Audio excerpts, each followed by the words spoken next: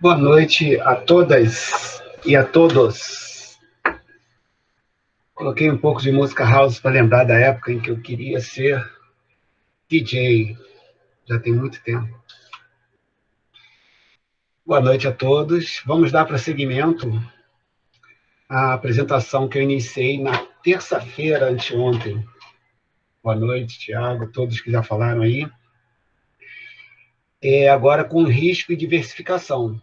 Eu preparei um resumozinho de 3 lâminas para a gente rever o que foi falado na última terça-feira passada. Era um dia que eu estava bem de energia baixa, acho que todo mundo deve ter notado aí. E vou fazer uma revisãozinha rápida, tem alguns pontos que foram importantes, na minha opinião. E aí a gente entra no risco de diversificação. Tá bom? Vamos lá. Sim, tem uma galera que já me mandou e-mail, tem até mensagem no Zap também que eu não vi. Eu estou desde terça-feira com muita coisa lá pelo conselho, outras coisas que eu estou fazendo também. E aí tá muito difícil de retornar as mensagens, tá, galera? Mas eu acho que até amanhã eu coloco tudo em dia. Vamos lá. Vou parar aqui rapidinho.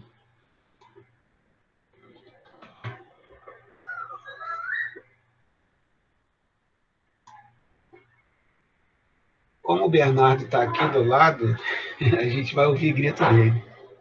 Ele está com a corda toda. Bom, a gente terminou falando sobre o uso da matemática financeira para tentar fazer previsões de longo prazo. Né?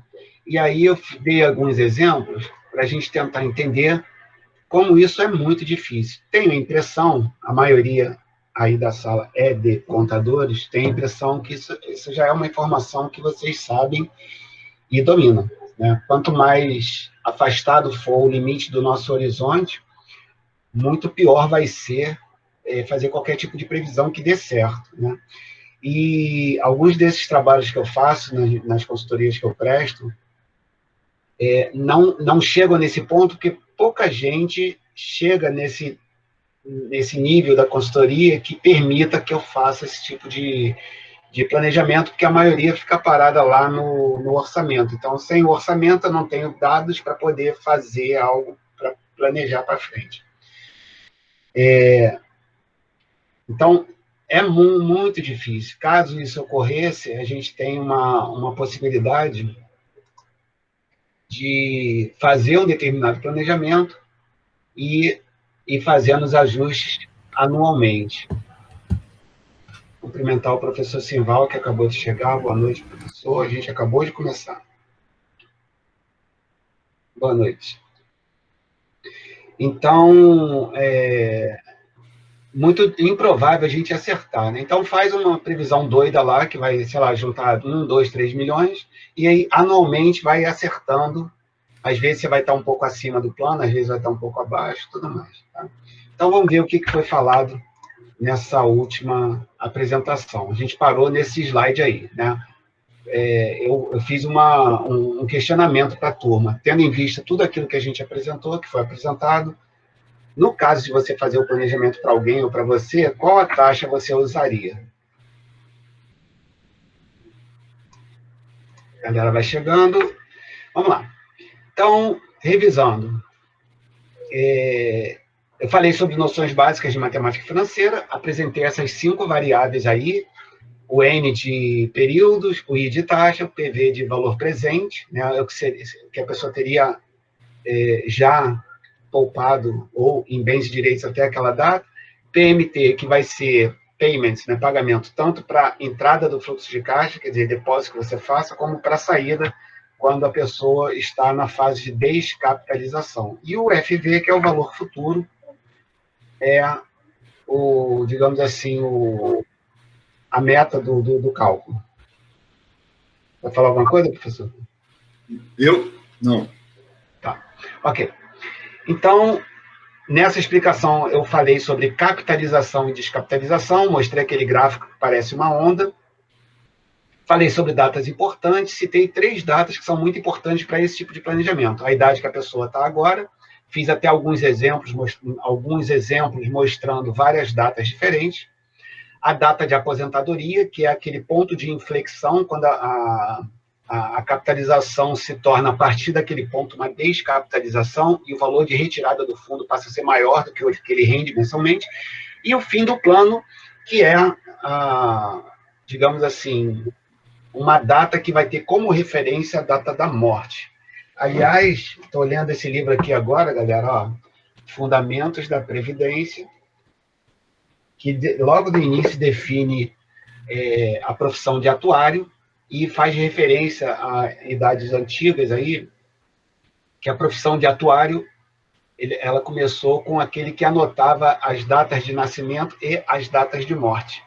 Então, a pessoa que era encarregada de fazer estatísticas com essas duas datas, a esse profissional se deu o nome de atuário lá atrás, né? Então, hoje em dia, é o atuário que pega essas duas variáveis, nascimento e morte, e um sem número de eventos entre essas duas datas para poder fazer previsões e provisões de fundos para essas pessoas.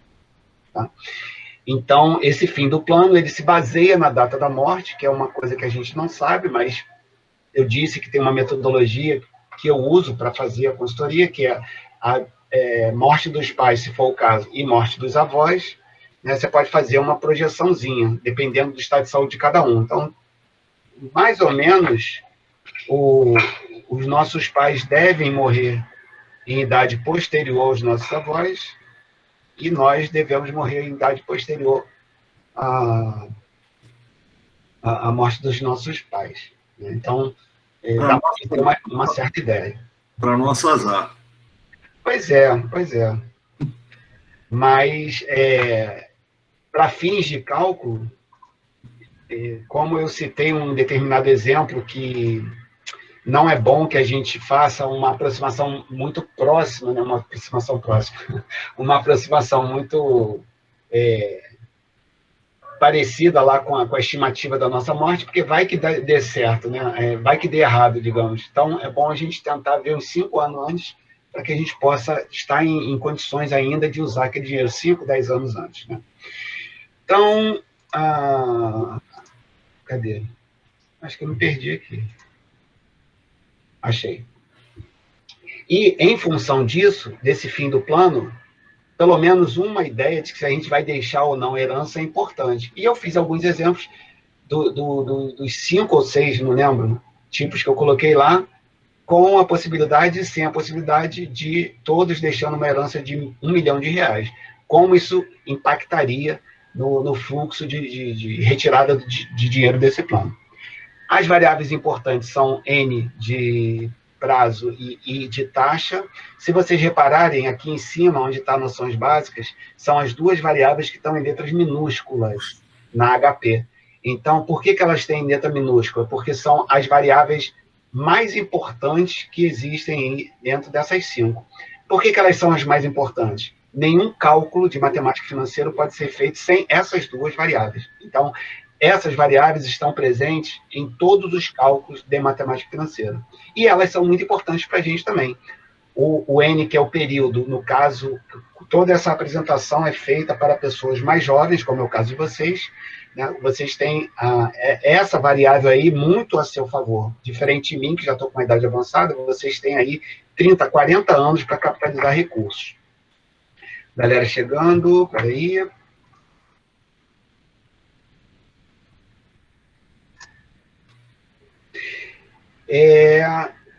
E a gente notou também que quanto mais a pessoa já tem de idade, a expectativa é de que ela tenha também bens e direitos. Então, alguém como eu, quando eu fiz os cálculos, eu estava com 55 anos, a estatística que eu tenho aponta para uma relação de bens e direitos que importa em torno de R$750 mil.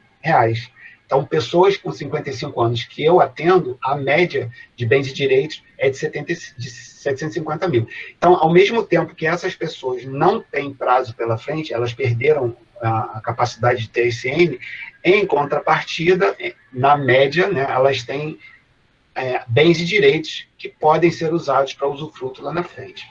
Então, a outra variável é a taxa.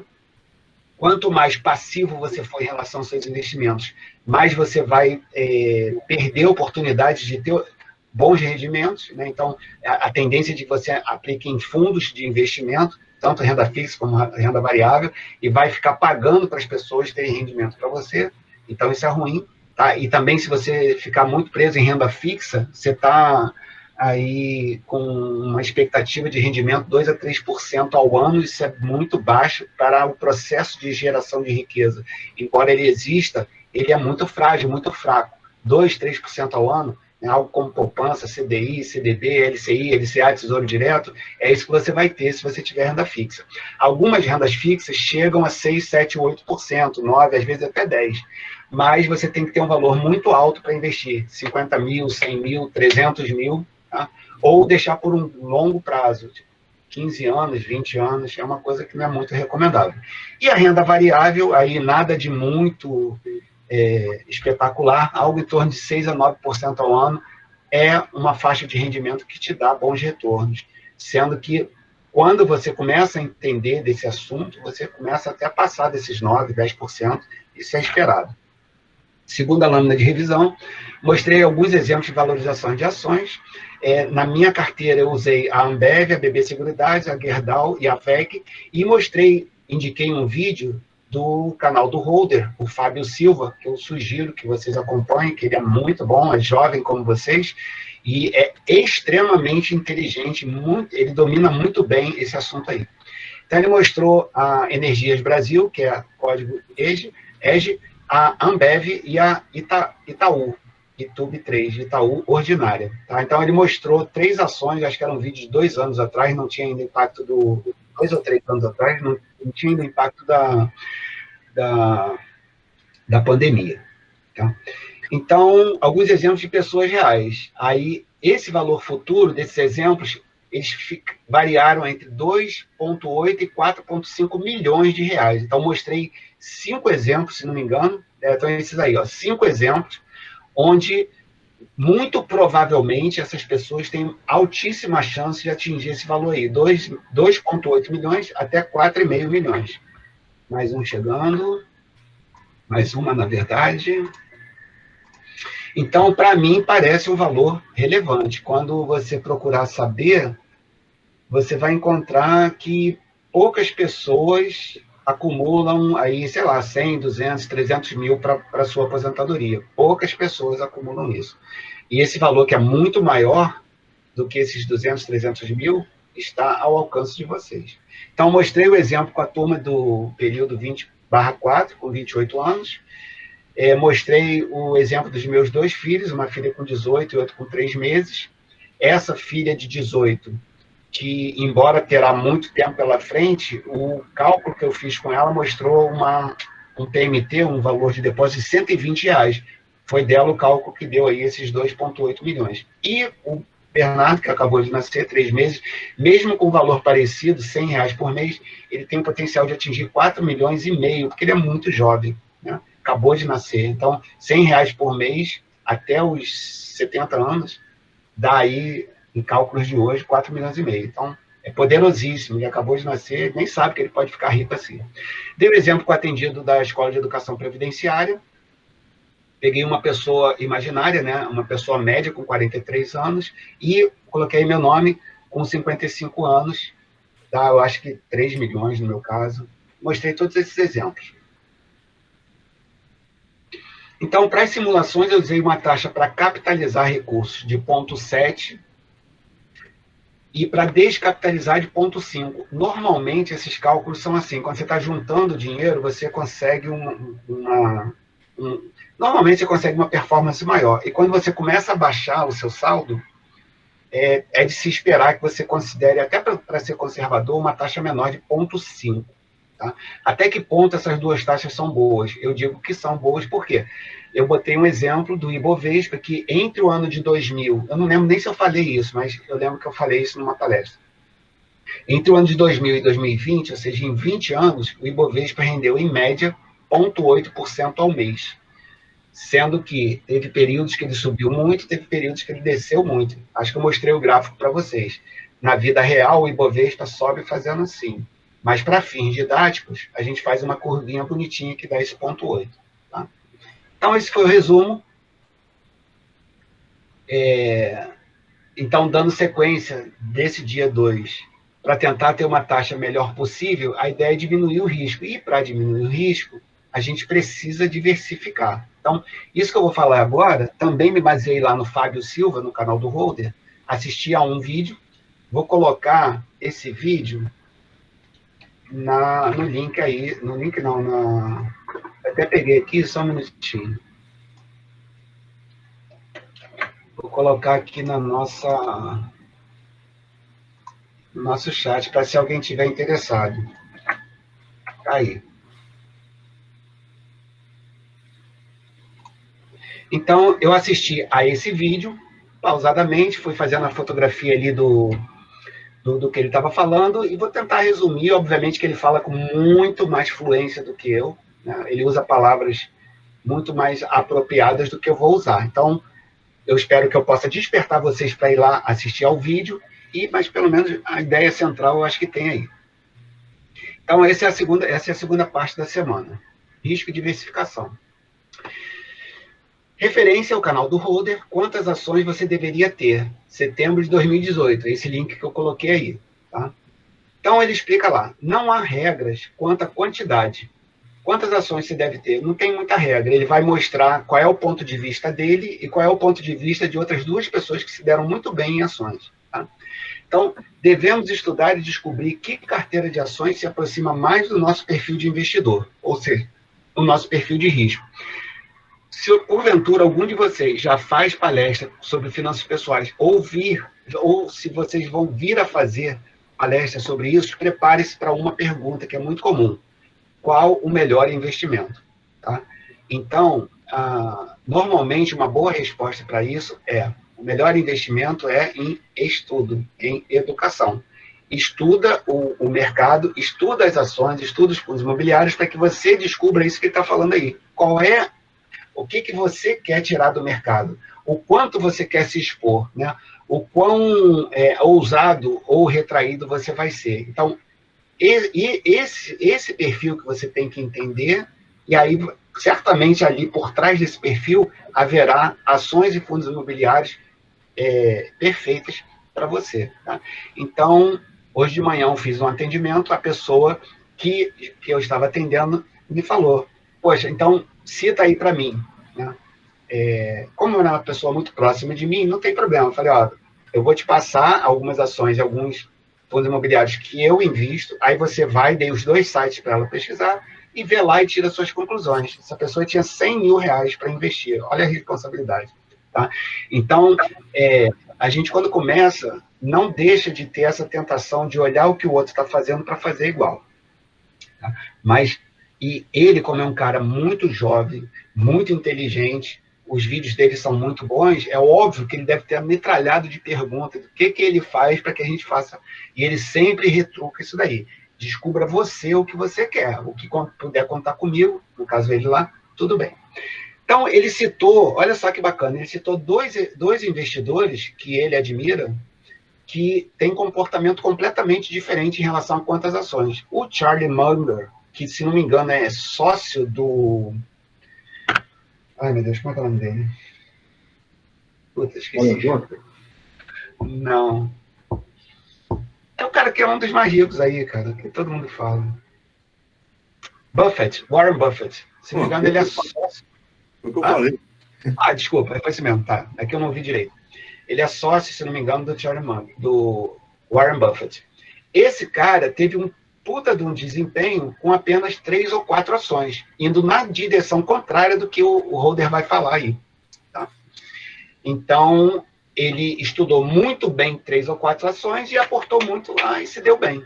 E o Peter Lynch, ou Link, sei lá, também se deu muito bem, se dá muito bem, e ele tinha mais de 700 ações diferentes, né, na sua carteira. Então, ele deu 2 extremos. Ele vai sugerir de 10 a 25 ações que você deve ter para ter uma boa diversificação.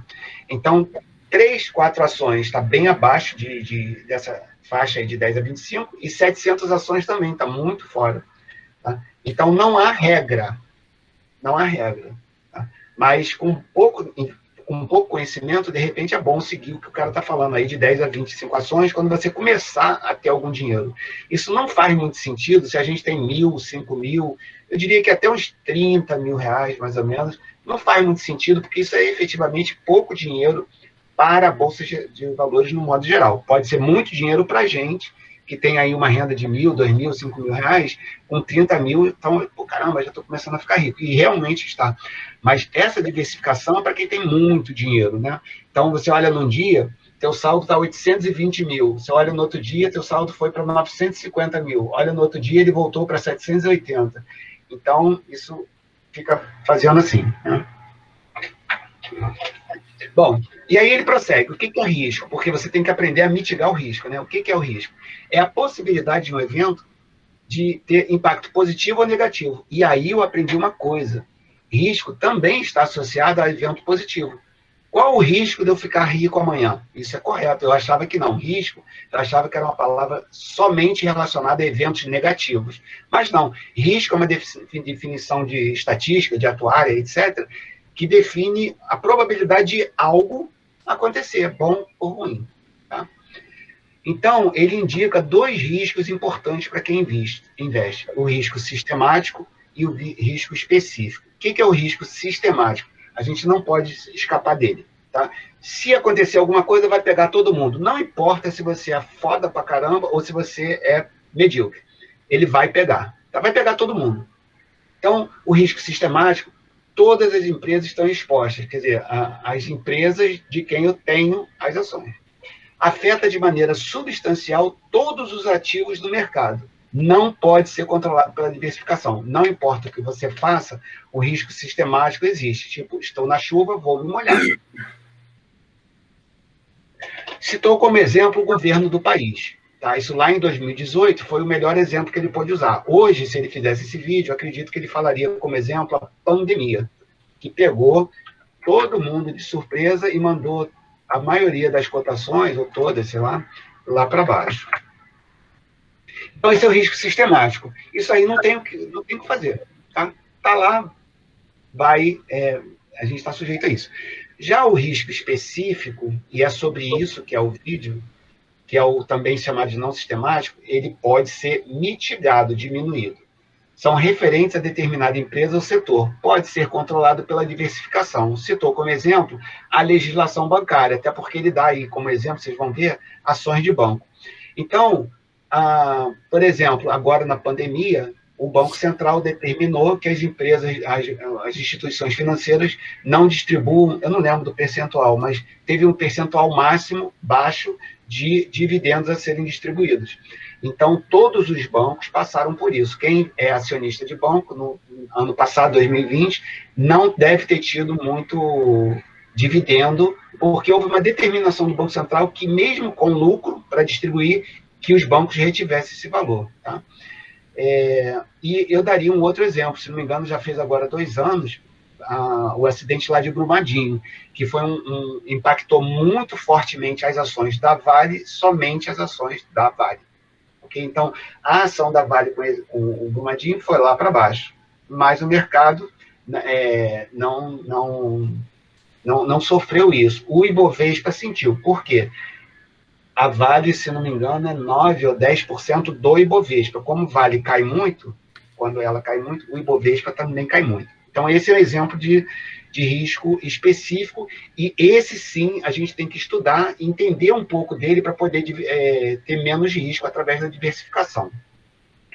Então, ele mostrou um gráfico onde ele coloca o seguinte: da esquerda para a direita, você vê os números 1, 5, 15. Ele está significando aí o número de ações que você pode vir a ter. Quanto mais próximo do 1, repara que o risco não sistemático está lá em cima. Ele está dizendo para você que se você tem uma ação, o seu risco é enorme. Tá? Eu vou mostrar, por exemplo, a ação da VEG, você já deve conhecer, porque eu falo muito dela. Ela valorizou muito ultimamente. Então, a VEG, se você lá atrás, sei lá, 8, 10 anos atrás, tivesse comprado muita ação da VEG, hoje você não precisaria fazer mais nada na sua vida. A VEG valorizou muito, né? Se essa sua escolha fosse pela Oi, seria o contrário. O Oi hoje está valendo R$2, R$3, se não me engano, e ela já foi R$80, uma coisa assim. Tá? Então, repare que quando a gente anda para a direita no gráfico, né, passa de 1 para 15 ações, o risco não sistemático começa a cair. Ele está dizendo o seguinte, quanto mais ações você tiver, menor vai ser o seu risco sistemático. Porque o não sistemático, ele existe, ponto. Não adianta, ninguém vai sair dele. E aí ele pega um outro gráfico, que eu só encontrei em inglês, tá? Que mostra o seguinte, quanto mais próximo de uma ação, mais para a esquerda do vídeo, repara que a faixa de oscilação das ações está muito lá para cima e muito lá para baixo. Então, isso significa que a volatilidade a que você vai estar exposto, ela tem um grau de variação muito grande, tanto para cima quanto para baixo.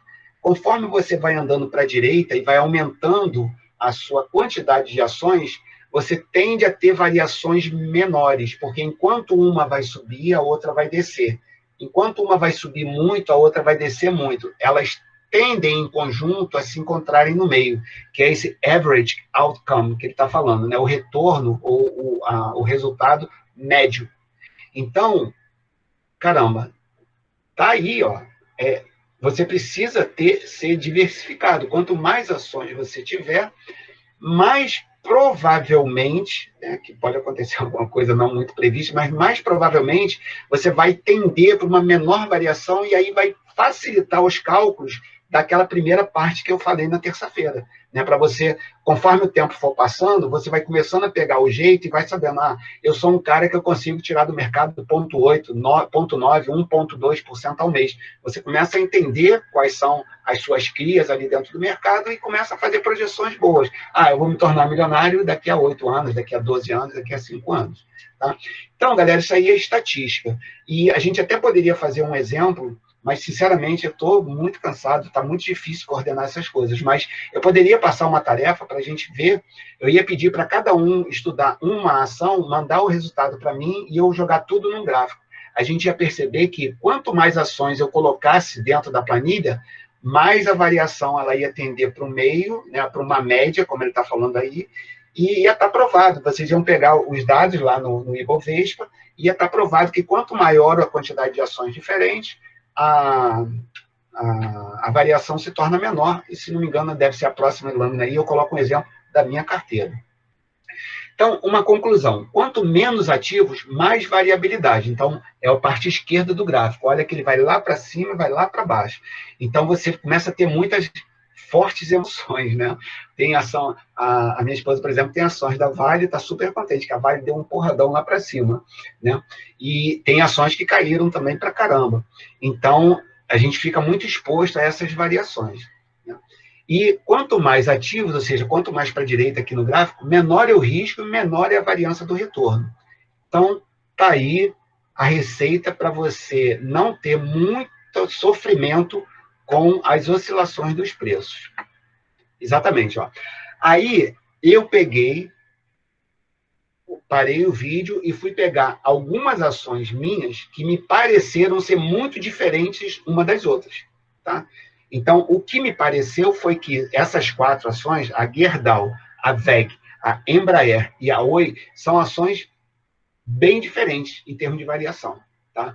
Então, tem aí os gráficos nos extremos, né? Você pode ver que são gráficos bem diferentes uns dos outros, né? A Gerdau tem uma concentração no meio, a Embraer, de uma certa forma, vem subindo, chega lá no final, ela cai para caramba por causa da pandemia, empresa relacionada à aviação. A WEG, a mais maravilhosa ação da nossa bolsa, né, aqui no Brasil, ela passa aí de poucos reais lá para o ano de 2010, 2012, até parece que está R$ 88 essa ação, é maravilhosa. Tá? E a Oi, que estava, olha aí, ó, lá em 2008, ela estava beirando os R$ 80, e agora, em 2020, já está beirando os R$ 2. Então, você imagina o que é você ter uma ação cotada a 80 e alguns anos depois ela está valendo 8. Isso é uma coisa muito ruim. Tá? Então, nos gráficos, a gente já vê que são 4 ações bem diferentes, né? Então, elas servem para esse exemplo que eu vou dar. E aí, nesse quadro da frente, você pode ver, ó, a Gerdau, olha lá do lado direito, ela nesse período aí de 7 anos, 2013 até 2020, ela perde 2% de valor ao longo do tempo. Ela passou, em 7 anos, ela passou de 51 para R$ 8. Olha só que bosta. Né? A Embraer passou de 18 para 7, a WEG passou de 8 para 67, a Oi de 27 para 2, e esse todas aí é como se fosse o Ibovespa dessa carteira minha. Né? O que é o Ibovespa? É a soma dos valores num determinado dia, só que ponderado. O meu não está ponderado. Tá? Então, qual era o meu, entre aspas, Ibovespa dessa minha carteira de 4 ações em 2013? Ele tinha 106 pontos. E agosto de 2020 ele tinha 86 pontos. Tá? Então, as ações todas combinadas perderam 0,27 de valor. Tá? Então, está demonstrado aí para vocês. Ó, enquanto uma perde 2% ao mês, a outra perde 1% ao mês, a outra ganha 2,64% e a outra perde 3%, as 4 juntas são 0,27. Quanto mais ações eu colocasse aí, mais esse número de média ele ia ser representativo delas todas. Ou seja, adicionar ações à sua carteira é uma ação que mitiga o seu risco. Esse vídeo é sobre isso. Tá? E aí, entrando no vídeo, eu vou tentar reportar o que eu entendi, né? Obviamente, eu posso ter errado em alguma coisa, mas depois vocês vão lá e conferem, por exemplo. Então, por que diversificar? É para normalizar o retorno dos investimentos. Então, lembra, esse cara é engenheiro, ele sabe usar os termos. Normalizar é um conceito de normal da estatística. Lembra da curva normal? Então, a ideia de diversificar é que você procure uma diminuição dessa emoção de sobe e desce, ou seja, de você concentrar ali em torno da média com um desvio padrão menorzinho. Tá? Então, ele usa essa simbologia, a cesta para significar os setores, elétrica, saúde, aviação, transporte, rodovia, navegação, etc. E os ovos são as ações, porque a gente fala, né, não coloque todos os ovos numa cesta, ele resolveu fazer isso daí. Então, tá aí, acabou falando, né, não colocar os ovos na mesma cesta. Então, o que seria isso? Você ter um tipo de ação só, uma ação, de um determinado setor só. Ah, eu vou ter só a Petrobras. Ah, eu vou ter só a Vale. Ou vou ter só a Vale e Petrobras, sei lá. Né? Então, isso deve ser evitado. Então, um grande evento pode acabar com 100% dos seus investimentos. Né? Vamos citar aí quem estava muito com ações de aviação de um tempo para cá, um ano e pouco para cá, está lamentando, né? Porque as ações de aviação não estou acompanhando, mas devem estar bem menos valorizadas do que estavam há um ano. Tá? Então, caiu a cesta lá, você quebra tudo, então você pode se ferrar. Então, diversificando em vários ativos, em vários setores. Ele deu exemplo aí de várias cestas, né? E dentro das cestas com ativos diferentes. Grandes eventos impactam um pouco no resultado total. Então, repara só, voltando aqui. Aqui uma situação antes do evento, e aí tem um evento onde bancos e consumo cíclico deram problema. Porém, as outras 3, que são seguradoras, alimentos e bebidas e consumo não cíclico, nesse exemplo aqui, elas não foram afetadas. Então, é isso que ele está querendo dizer. Quanto mais diversificado, mais você vai estar próximo dessa situação onde um evento que quebre algumas, não quebre outras. Tá? E aí tem uma maneira estatística para você seguir isso. Então, devemos investir em setores diferentes. Com isso, mitigamos o risco específico. Lembra, o risco sistemático não tem jeito. Mas, quantas ações devemos ter em carteira? Ele recomenda entre 10 e 25 ações. Lembrando, ele citou 2 pessoas que estão muito bem, obrigado, no mundo das ações. Um investiu em 3, 4 ações e o outro investiu em 700. Tá? Então, não é uma regra, o que ele está dizendo aí na segunda linha. O ideal é que cada ativo não pese mais do que 2% da carteira. Lembrando que ele, Fábio, não sei, tá? Mas ele deve ter uns 400 mil ou muito mais investidos. Então, para ele, isso faz bastante sentido. Né? Ele tem que realmente acompanhar ali quando um ativo passa de 2% para 4,5%, para 8%. Agora, a gente aqui, investindo 5, 10, 15, 20, 30 mil, isso não faz muito sentido, embora esteja correto você observar. Tá? Mas dá muito trabalho quando você tem pouco dinheiro. tá? Ou está ainda em processo de crescimento. Mas nada impede que você já cresça observando essa proporção aí de 2% de carteira para cada ativo. Só que, por exemplo, você vai investir 200 por mês e você ficar monitorando isso vai dar mais trabalho do que resultado. Tá? Então, é bom assim você escolher algumas ações, aí, tipo, de 5 em 5 mil ou de 10 em 10 mil, você dá uma variada, vai dando uma variada, não fica observando isso muito desde o início, não. Isso dá muito trabalho. Então, valor investido e quantidade de ativos, diretamente proporcionais. Quando você começa a passar lá para os 50, 100 mil, 200, 300, 500 mil, isso começa a fazer diferença para a gente. Então, já que ele recomendou entre 10 e 25, qualquer ação tá bom? Não. Tá? E aí, a gente tem que saber escolher as ações. E aí, ele dá uma maneira estatística de você escolher isso. Quanto menos ações tiver, mais descorrelacionadas elas devem ser. Por quê? Quanto menos ação, mais risco. Quanto mais ações diferentes, menos risco. Então, se você decide que você quer ter, sei lá, 8 ações, está abaixo das 10 que ele falou. 8 ações, para ele, é pouco. Então, ele fala, então tá, fica com as 8, mas escolhe 8 ações descorrelacionadas. Ou seja, quando uma sobe, a outra vai descer. Quando a outra desce, a outra vai subir. E por aí vai. Tá? Elas têm como você avaliar isso, que elas têm uma descorrelação forte. Então, diversificando em vários ativos e em vários setores. Então, o que ele recomenda é setores diversificados e, dentro dos setores, ações diversificadas. Inclusive, em países diferentes. A propósito, esse Fábio, ele está muito incentivando a gente a investir no exterior. Talvez o professor Simval fale, cuidado, isso não é uma boa. Vai lembrar do exemplo lá do amigo dele do imposto de renda. Na hora de declarar, pode até pagar imposto de renda sobre prejuízo. Se não me engano, é esse exemplo que ele deu. Tá? Mas está sendo uma tendência. Nós temos uma corretora chamada Avenue, vocês já devem conhecer. Ela é de brasileiros, fica nos Estados Unidos e nos atende em português. Inclusive, nos orienta com relação a imposto de renda. Tá? Então, isso é uma coisa que está muito comum, ainda não aconteceu comigo, mas eu estou já começando a pensar sobre isso, porque eu estou pensando em morar fora do Brasil e ter investimentos fora do Brasil é algo que facilitará, eu acho, a minha imigração para outros países. Tá? Então, não só diversificar aqui no país, como também fora do país. É o que ele sugere no vídeo. Professor, consegue me ouvir? Oi, pode falar. Fala, professor. Você estava falando agora dessa corretora da Avenue, e aí eu lembro que eu tinha ficado de apresentar, tomar uns minutinhos da sua aula para apresentar uma plataforma que eu uso da Investing. Não é uma plataforma, é uma funcionalidade que tem no site da Investing.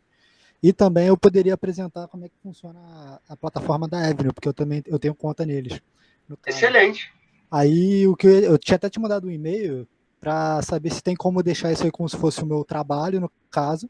E aí, além de fazer essa apresentação, eu iria fazer o corte dos minutos aí que eu vou tomar da aula, e você pode deixar como se fosse um corte destacado lá no canal do YouTube. Você me deixou numa saia justa. Eu falo assim, não, nem vem dizer que. Mas, excelente ideia, Rafael, gostei muito. Pode ser a sua avaliação, sim, principalmente, Rafael, porque eu entendo que seja algo assim que exige muito de você para falar para a turma e tal, como você é aluno também. Então, eu, inclusive, quero te parabenizar por essa iniciativa. É só você marcar o dia, você fala comigo, eu reservo o dia para você. Pode até falar qual é a nota que você quer ganhar, tá legal? Brincadeira, hein? Brincadeira. Tranquilo. Rafael, é só você falar, e acho que todos nós vamos estar muito ansiosos por essa sua colaboração, e eu te agradeço muito a sua iniciativa. Tranquilo, valeu, professor, obrigado. Valeu.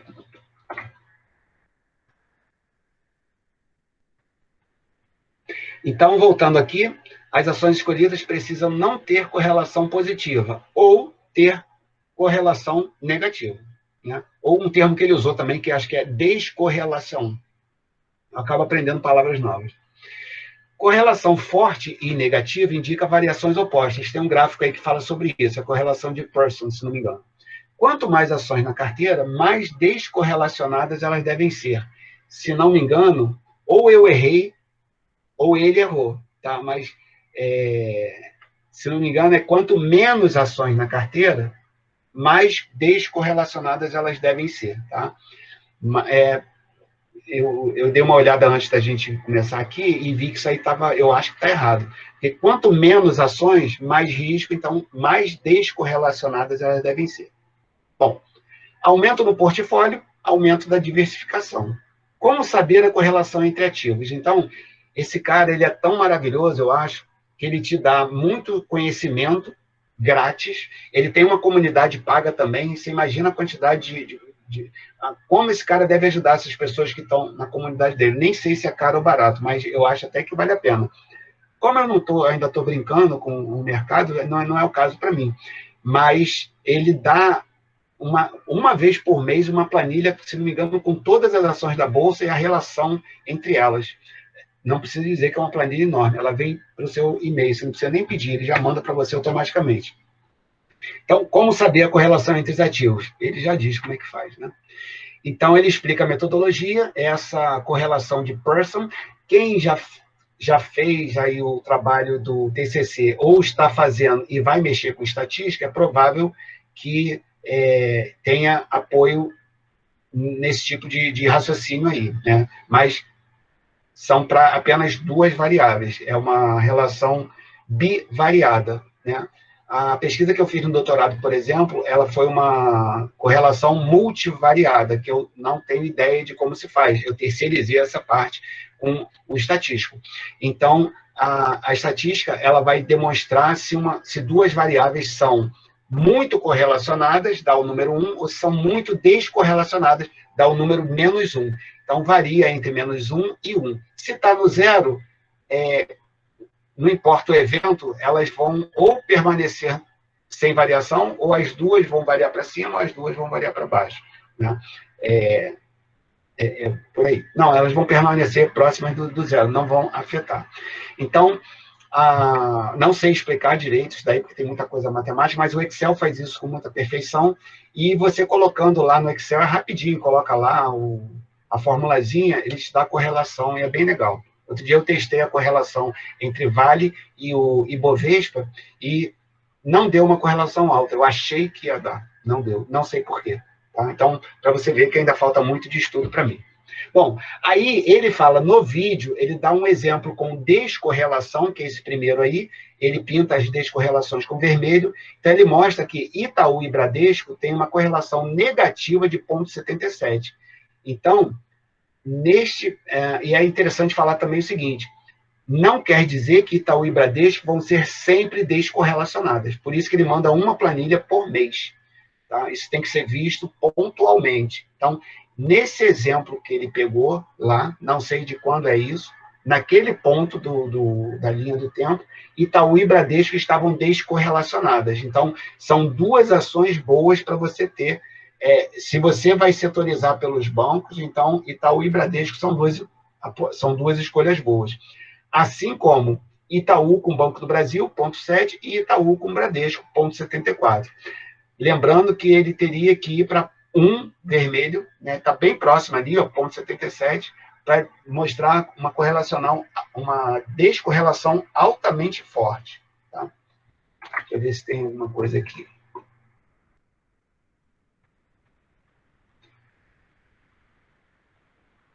Isso, essa descorrelação seria inversamente proporcional? Eu creio que sim.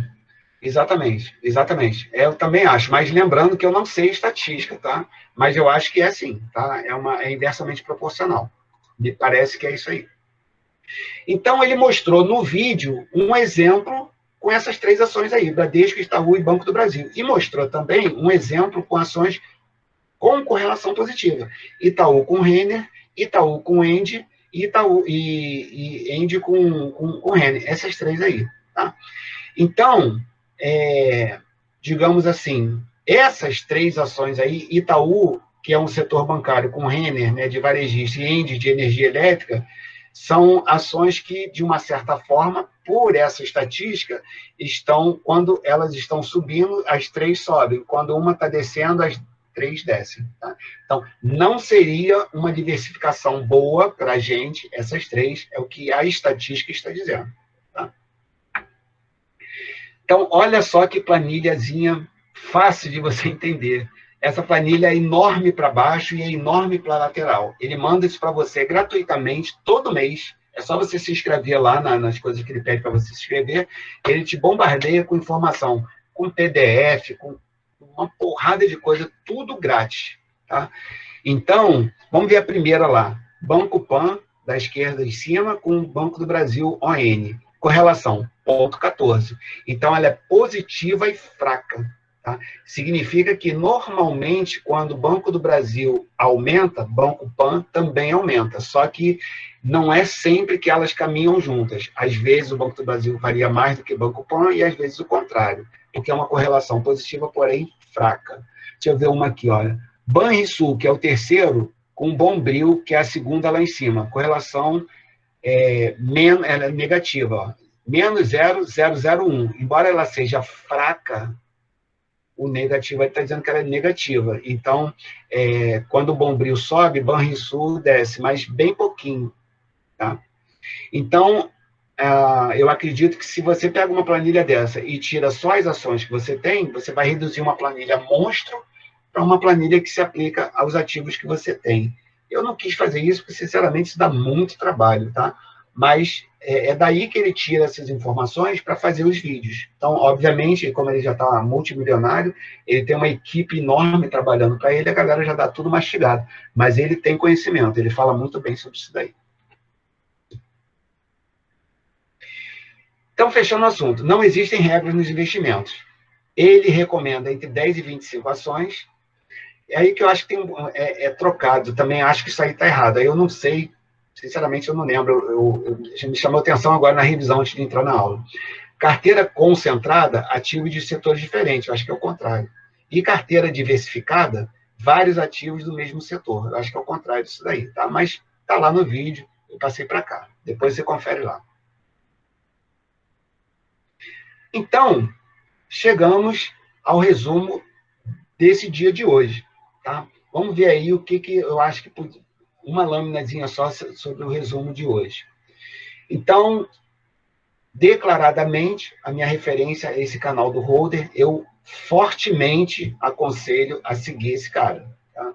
Ele é muito bom. Se eu tiver que indicar uma pessoa somente, eu vou indicar ele. Ele é bem jovem, ele fala muito bem, ele exalta a contabilidade, embora seja engenheiro. Por que ele exalta a contabilidade? Porque a contabilidade fornece ferramentas de análise de balanço que ele usa muito bem. Então, índice de liquidez, endividamento, alavancagem, esse tipo de coisa que a gente estuda na faculdade, isso é só a porta de entrada, porque, pelo que ele fala, ele chega a ter uma semana inteira de aula sobre contabilidade. Então, obviamente, ele está falando para pessoas que não têm a nossa formação. Então, ele tem que explicar o que são bens e direitos, por que isso é classificado no ativo, o que é ordem de liquidez, o que é ordem de como é que é o nome? Do passivo, caramba. Ordem de exigibilidade. Né? Então, ele explica essas coisas que, para a gente, é o nosso feijão e arroz durante a faculdade. Então, recomendo, ele tem muitos vídeos, lança vídeo toda hora, faz aulões. Ele tem aulão que dura 2 horas. E ele fala muito bem de muitos assuntos. Realmente, eu recomendo ele. Então, o vídeo fala sobre os riscos sistemáticos e os riscos específicos. Lembrando que o risco sistemático a gente não tem como correr. Se um de nós for pego, todos os outros vão ser. Então, não tem como evitar isso daí. Tá? Os riscos específicos, sim. E a maneira, ele falou aí no vídeo, né? Essa estatística, a descorrelação entre as empresas. E ele tem uma planilha mensal, se não me engano, para te mostrar aí a correlação entre essas ações. Risco e quantidade de ações diferentes. Eu dei um exemplo com a minha carteira, peguei aí a Gerdau, a Embraer, a WEG e a Oi. São empresas bem diferentes, né? E você viu que quando eu juntei todas as variações, elas tenderam para ficar 0 ponto não sei o quê, bem fraquinho, bem pequena. Né? Enquanto a WEG, por exemplo, que variou muito para cima, e a Oi variou muito para baixo, você junta tudo, elas se anulam, né? Em vez de, quando uma vai para cima, a outra vai para baixo. E é exatamente isso que a gente tem que fazer para poder ter uma certa estabilidade, ou a normalização que ele falou ainda agora. E de diversificação. Ela é necessária para diminuir o risco. Então, uma maneira de você ir com menos medo para o mercado de renda variável é aprender a diversificar. Tá? Então, esse vídeo que eu recomendei e outros que você possa assistir, eu espero que você faça isso, eles vão te dar segurança para você diversificar melhor. Por setores e nos setores por ações. Então, você tem que escolher alguns setores diferentes. Eu posso citar aqui o Barsi, que é o CPF que mais tem dinheiro na nossa bolsa aqui no Brasil, mais de 2 bilhões em ativos. Tá? Ele gosta de 5 setores, se não me engano. Bancos, energia, seguros, se não me engano, telecomunicações e saneamento. São os 5 setores que ele mais investe. Tá? E aí, dentro desses setores, por exemplo, elétrica, eu lembro que ele gosta muito de Taesa e Transmissões Paulistas. Por acaso, são 2 empresas que eu tenho e gosto muito delas. Mas, se você seguir ele, é Luiz Barsi, ou AGF, Ações Garantem o Futuro. Toda hora ele está falando de uma ou outra ação disso daí. Tá? Então, dentro dos setores que você pode diversificar, você também diversifica as ações. E aí você tem que passar para análise fundamentalista. Acho que a gente já falou sobre isso aí lá para trás. Né? Estudar a evolução das vendas, o nível de endividamento, frequência e valores pagos de dividendos e outras coisas aí. O holder, esse Fábio, ele recomenda entre 10 e 25 ações. Tá? Também recomenda que tem pessoas que se dão muito bem e estão bem fora disso daí. Mas eu acho que para a gente que está começando, é interessante a gente seguir isso daí. Tá? Começa a diversificar, quando chegar ali nas 10, 12 ações diferentes, mantém isso e vai chegando lá próximo dos 25, conforme você for aumentando o seu patrimônio, o seu portfólio. E quanto mais descorrelacionadas, melhor. Então, essa descorrelação, ela vem através do estudo do histórico dessas ações, das cotações e estatística. Tá? Então, isso aí não é uma coisa já muito básica. Né? O nosso curso aqui, para quem está zerado de bolsa, a gente pode chegar num ponto assim, vamos só aprender a apertar lá os botões, tem R$100 na minha conta que eu quero que ela se transforme numa determinada ação. Isso é fácil demais de fazer.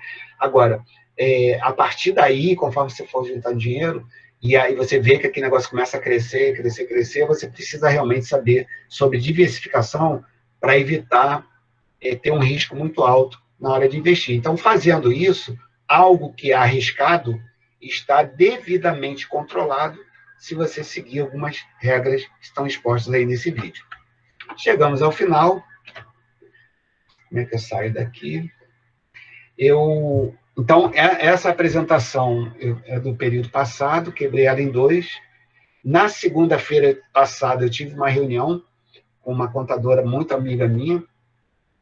Ela me prometeu já que vai tentar falar sobre tributação. Então, eu ia tentar colocá-la hoje, mas como estava muito em cima, provavelmente vai ficar para a semana que vem. Então, a gente vai tentar dar aqui, eu vou produzir alguns exemplos, até de operações que eu mesmo fiz, para que a gente possa ver como é que o imposto de renda atua e como é que você pode anular lucro com prejuízo dentro do próprio mês. E, em caso de lucro, como é que você faz para recolher o imposto de renda para o Tesouro, como é que preenche a guia, quais são os procedimentos aí da Receita para isso.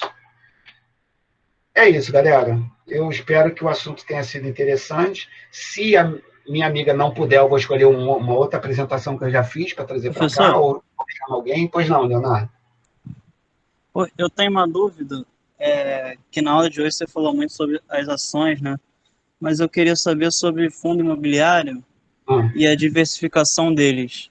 Se você recomenda que tem que ser tão diversificado quanto as ações, ou são menos, porque tem a questão dos rendimentos mensais. Sim. Eu penso que quanto mais você investe em um fundo, mais você vai ganhar por mês. Eu queria saber se a diversificação também é proporcional com as ações ou menos, entendeu?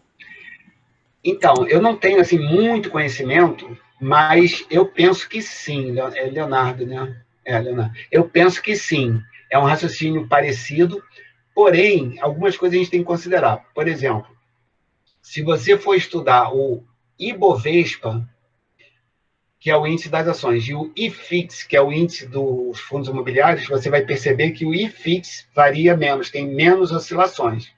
Então, o IFIX, ou seja, o mercado de fundos imobiliários, já tem uma variação menor do que as ações. Tá? Pelo menos é isso que eu ouço, eu só ainda não comprovei, não coloquei gráfico para ver. Tá? Mas é o que se diz. Então, já tem um grau de variação, de oscilação menor. Tá?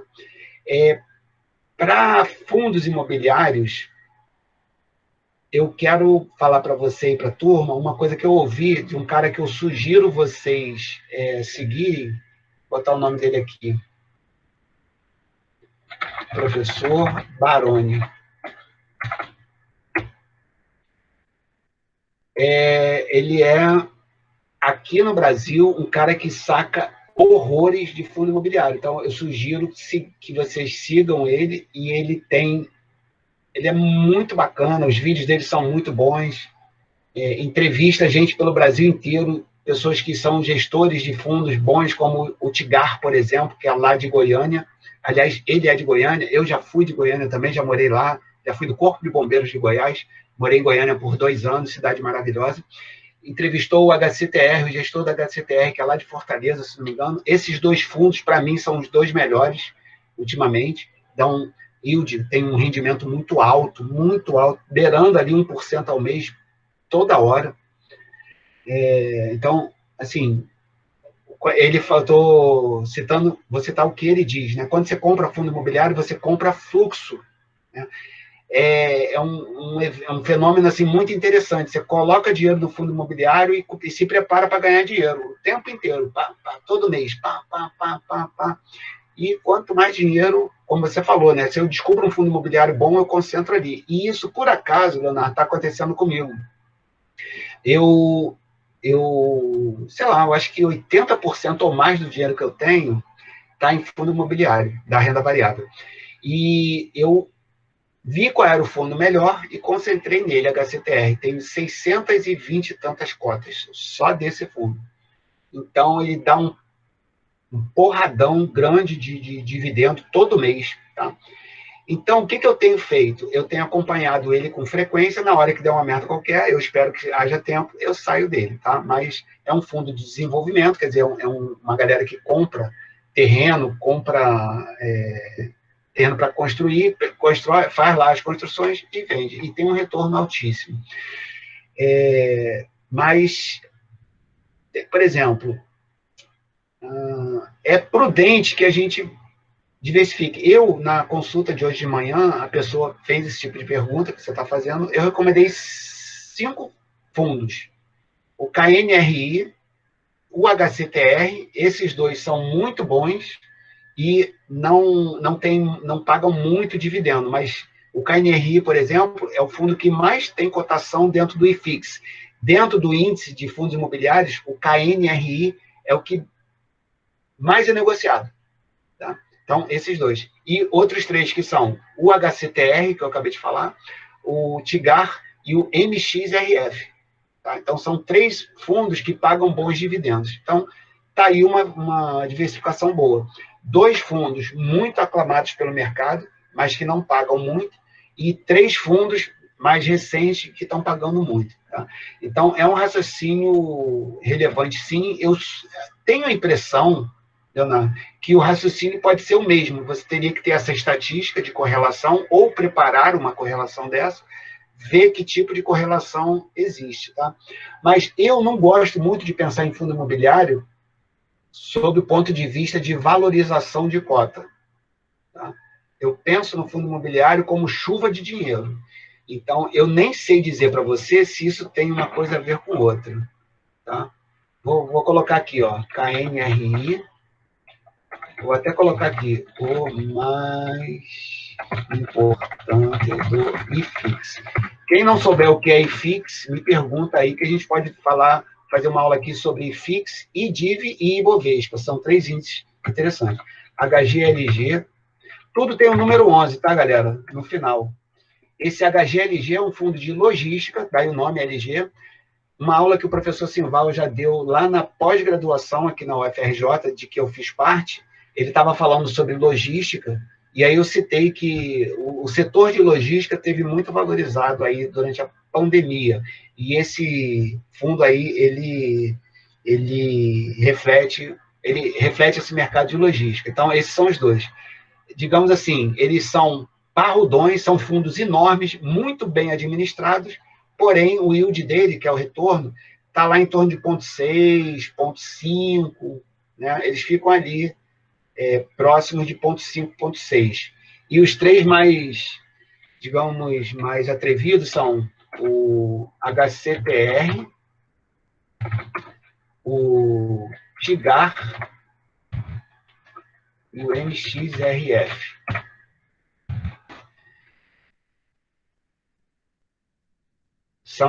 Foram os 5 que eu recomendei, são fundos que eu tinha, na verdade. Hoje eu só tenho HCTR e TIGAR, que são os que estão dando mais retorno, pelo que eu tenho acompanhado.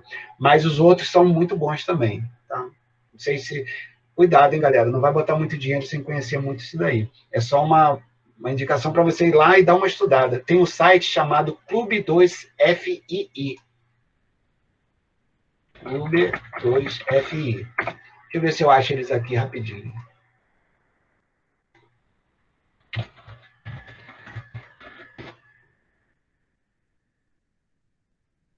Achei, vou colocar ele para você aí.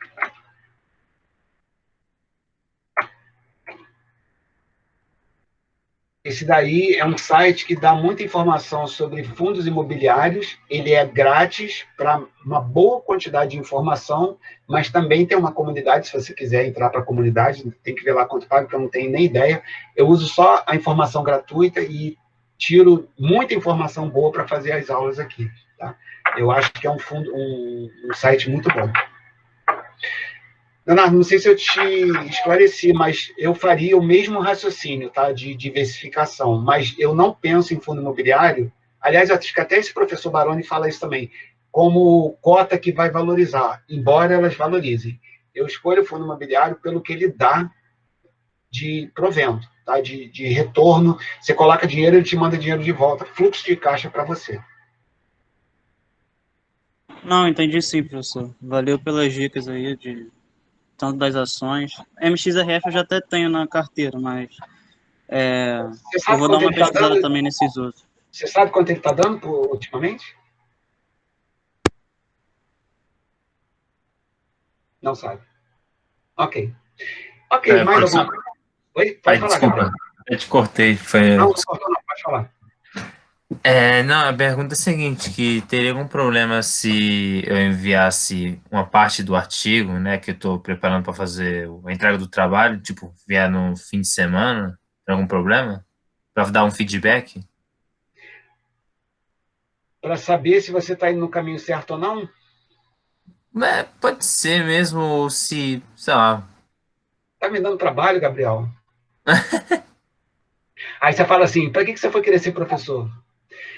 Olha só, eu não posso te garantir, cara, porque senão, você imagina o potencial que isso tem. Aí eu falo assim, faz isso mais. Aí você manda de novo, faz mais isso aqui. Aí se eu não der 10, vai ser complicado, né? Eu Entendi. prefiro evitar. Agora, eu acho que você pode fazer perguntas gerais. Então, não assim, vê aí para ver se está bom. Isso eu acho que é meio chato. Agora, você pode falar o que você está fazendo, o que eu acho, assim, dos procedimentos, tá? Mas o trabalho em si, eu acho que é complicado, porque não tem como. É como se a gente estivesse na prova, você falasse assim, pô, vem aqui. Tá, entendi. Verdade. Seria mais ou menos isso, tá? Mas, assim, independentemente, obviamente que eu estou brincando, o que você quiser perguntar, você pergunta. Mas se ali na hora eu achar que está um pouco demais, eu vou comentar com a educação, mas fica à vontade para falar, tá? Sim, claro. Tudo bem, eu sou você que se manda. Valeu. Então, futuros milionários. Ontem eu participei de uma live lá da Estácio de Angra dos Reis. não convidei vocês porque eu acho que é meio forçação de barra, mas quarta-feira que vem tem um cara lá de Guarulhos que vai me entrevistar, e aí eu vou mandar o link para vocês. Quem quiser aparecer lá no Instagram, se não me engano, vai ser 19 horas, quarta-feira que vem. Ele vai me entrevistar para saber sobre literacia financeira. Tá? E ele me enviou, eu ganhei no sorteio um livro que ele escreveu, eu vou pegar o conceito de literacia financeira que está dentro do livro dele para conversar durante a live. Se alguém tiver saco, paciência, vontade, etc., vou ver se eu mando o link para vocês. Futuros Milionários, forte abraço, até terça-feira que vem, se Deus quiser, bom fim de semana, não façam besteira. Beijo aí para todo mundo.